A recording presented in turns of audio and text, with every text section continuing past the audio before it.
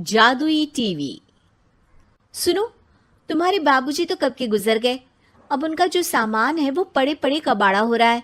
बेच ही दो, कुछ पैसे आ जाएंगी। बात तो सही है। अगले संडे फुर्सत में यही करेंगे। अगले संडे रोहित सारा सामान कबाड़ी को घर बुला के दे देता है। तभी उसकी नजर बाबूजी की पुरानी टीवी पर जाती है, जो इतने सालों तक कूड़े में पड़ी थी, फिर भी चमचमा रही थी। टीवी तो देखो, जैसे एकदम नई हो। हाँ, बाबूजी को टीवी देखना बहुत पसंद था। उनका सपना था कि वो टीवी पे आए। एक बार मौका भी था जब वो अपने गांव के गाने सुनाने किसी चैनल पर जाने वाले थे, पर मैं और मेरा भाई लड़ पड़े और बाबूजी को घर पर ही रुकना पड़ा। चला के देखें क्या? हाँ हाँ, क्यों नहीं, देख लेते हैं। पर शायद ही चले। बाबूजी ने उस लड़ाई के दिन के बाद टीवी देखना ही छोड़ दिया था। टीवी चालू करने के लिए उसमें केबल वायर लगा दिया जाता है। एक न्यूज चैनल चालू हो जाती है। स्वर्ग की सीढ़ी के रास्ते हैं तीन, तीनों के तीन रास्ते हैं संगीन।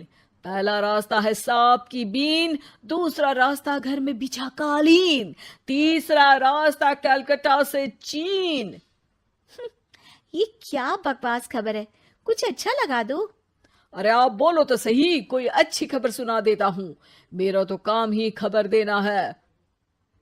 अरे बाप रे, टीवी बात कर रही है। हाँ, ये न्यूज वाला मुझसे। हाँ हाँ, आपसे ही तो बात करूंगा ना, आपके घर में हूं तो। अरे, ये सपना है क्या? तुम हमसे बात नहीं कर सकते? अरे सपना नहीं भाई साहब, ये टीवी जादुई टीवी है। बोलो, क्या खबर सुननी है, वरना ब्रेक लेने का टाइम आ जाएगा। सुप्रिया घबरा के टीवी बंद कर देती है। वो क्या था? अरे एक बार और चालू करके देखे, फिर से बात करेगा तो चैनल बदल देंगे। सुप्रिया फिर टीवी चालू कर देती है। अरे ऐसा कोई मुंह पे टीवी बंद करके जाता है क्या? मुझे बुरा लगा आपका नेचर। चाय पानी तो पूछो। सुप्रिया टीवी के बटन से चैनल बदल देती है। अब टीवी पर एक फिल्म चल रही है। अरे ये तो सूर्यवंशम है ना? हाँ, और ये ठाकुर को जहर की खीर दे दी और उसको पता भी नहीं है। ए भाई, खीर मत पीना, उसमें जहर है, मत पीना। ठीक है महाशय, जैसा आप कहें। हाँ। अरे, आपकी बात मान ली, पूरी पिक्चर ही अब तो बदल जाएगी। मतलब ये सच में जादुई टीवी है? तभी वहां कबाड़ी आ जाता है। भैया, टीवी के 150 रुपए दूंगा, चलेगा? अरे 1.5 करोड़ में भी ना दे तुमको ये टीवी हम। अरे 1.5 करोड़ खरीदने को होते तो तुम्हारे घर में ये पानी चाय नहीं पीता, अंबानी या टाटा के घर बैठा कोल्ड कॉफी पीता। रोहित कबाड़ी का हिसाब करके उसे वहां से चलता करता है और अपने भाई शशिकांत को फोन लगा के बुलाता है। शशि थोड़ी ही देर में वहां पहुंच जाता है। क्या हो गया भैया? अरे बाबूजी का टीवी याद है? हाँ हाँ, जिसमें घुसे रहते थे हमेशा वो, और अपने को कुछ नहीं देखने देते थे। अरे वो अब जादुई टीवी बन गया है। भैया, आपकी बकवास करने की आदत अब तक नहीं गई। अरे आपके घर में बच्चे हैं, अब तो बड़ों जैसी बात करो। रोहित जाके टीवी चालू कर देता है। टीवी पर एक जादू का शो हो रहा है जिसमें एक जादूगर है।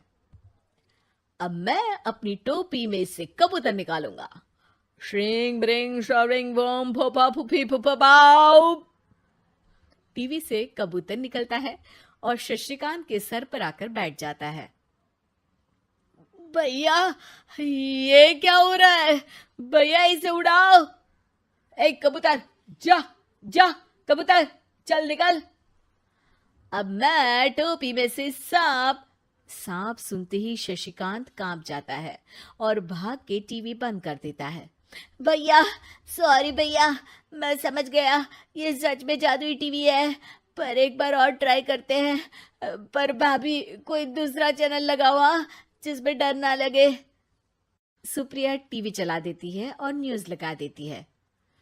अरे कितने दिनों बाद मुझे याद आया, बताइए क्या खबर सुनाओ। और ये नया आदमी कौन है? ये मेरा भाई है शशिकांत। ओह यस, वही है ना जिससे तुम लड़ लिए थे किसी बात पे, और तुम्हारे बुढ़ाओ पिताजी गुस्सा हो गए थे और टीवी को संन्यास दे दिया था।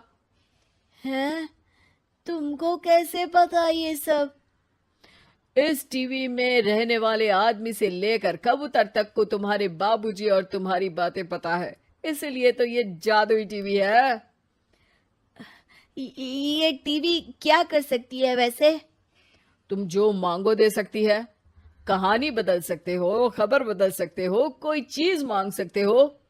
अरे भैया, ये टीवी मैं लेके जा रहा हूँ। बाबूजी का लाडला तो मैं ही था ना। अरे ऐसे कैसे? मैं बड़ा बेटा था, अब तक मेरे घर में टीवी थी ना। अब तक कहाँ गए थे पिताजी के लाडले? तुम्हारी गलती का एहसास भी है। अरे भैया, ज्यादा ना बोलो वरना भूल गए आपके दांत तोड़ दिए थे मैंने उस लड़ाई में। मेरी बीवी के सामने मेरी बेइज्जती करता है। रुक। दोनों भाई हाथापाई पे उतर जाते हैं। रुक, बताता हूं तुझे कि कौन बड़ा है। अरे छोटे का दम तो देख लीजिए आप। ये खबर आपके बाबूजी को देता हूं। तभी टीवी अचानक बंद हो जाता है। अरे शायद टीवी नाराज हो गया। और लड़ लो, आए बड़े खली बनने। टीवी से एक तेज रोशनी निकलती है और टीवी में बाबूजी दिखाई देते हैं। बापूजी आप? इतना चकरा क्यों रहा है? अपने बाप को नहीं पहचानता क्या? ये तो ऐसा ही है बाबूजी। प्रणाम बाबूजी। अरे चुप कर, तुम दोनों ही उल्टे हो। तुम्हारी वजह से मैंने टीवी में आने के सपने को छोड़ दिया, तुम्हारी लड़ाई की वजह से। और तो और, जितना मैं अपनी बीवी को नहीं देखता था उतना टीवी को देखता था, वो भी छोड़ दिया तुम दोनों की लड़ाई की वजह से। और अब मरने के बाद जब मैंने टीवी को जादुई टीवी बना दिया तो भी तुम इसका फल लेने की जगह लड़ रहे हो। अरे तुम तो लायक ही नहीं हो। अब तुमको बाबा जी का ठुल्लू भी नहीं मिलेगा। बाबूजी चले जाते हैं। टीवी बंद हो जाता है। रोहित और शशिकांत गिड़गिड़ा के टीवी के सामने हाथ जोड़ के बाबूजी को बुलाते हैं, पर टीवी सिर्फ धुआं निकालता रहता है।